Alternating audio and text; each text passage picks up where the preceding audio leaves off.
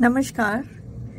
चुप्पी दौड़ प्रतियोगिता से जुड़े हुए सभी मेरी सखियों का स्वागत है। सबसे पहले मैं बधाई देना चाहूँगी सभी प्रतिभागियों को जिन्होंने इस प्रतियोगिता को सफल बनाया, क्योंकि कितना भी अच्छा आयोजन हो, यदि प्रतिभागी अच्छा ना बोलें तो कार्यक्रम सफल नहीं होता। सभी प्रतियोगियों ने बहुत अच्छा बोला, अपने विचार साझा किए, अपने अनुभव साझा किए और हमारे इस कार्यक्रम के स्तर को बढ़ाया। ये सिर्फ एक प्रतियोगिता नहीं, एक अभियान है।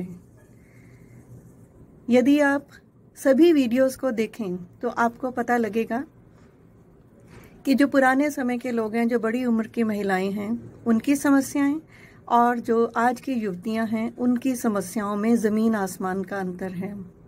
हमारे समय में पैड्स की अवेलेबिलिटी, मैं ये नहीं कहती कि पैड्स नहीं थे, लेकिन उनको खरीदना, इसमें भी सकुचाहट होती थी। वो कोई ना कोई हमें गाइड करता था घर से बाहर, क्योंकि हमारी मदर्स ने वो यूज़ नहीं किए थे।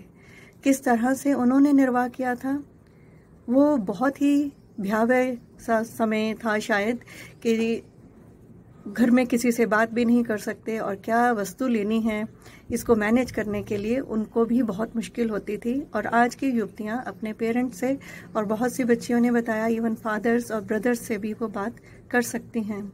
तो ये जो समाज में परिवर्तन आया है, ये जो समय का इतना बड़ा चक्र चला और इसमें जो सुविधाएं हमें मिली, हमें से मेरा मतलब है हम महिलाओं को, ये बहुत ही शोभनीय है।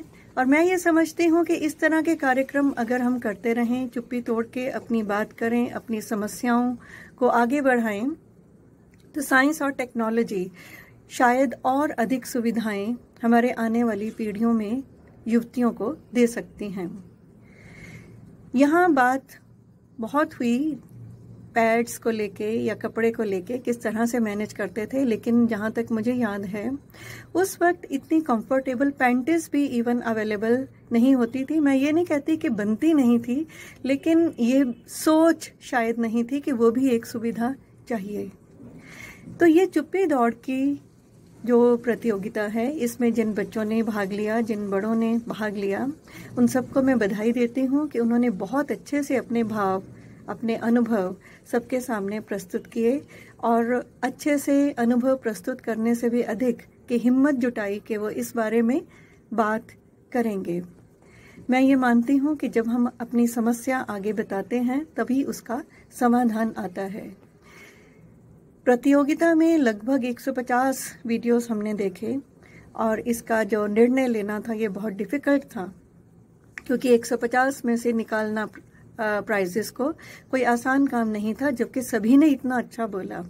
लेकिन फिर भी कुछ फर्क होता है एक्सप्रेशन का, वीडियो का, कहानी का।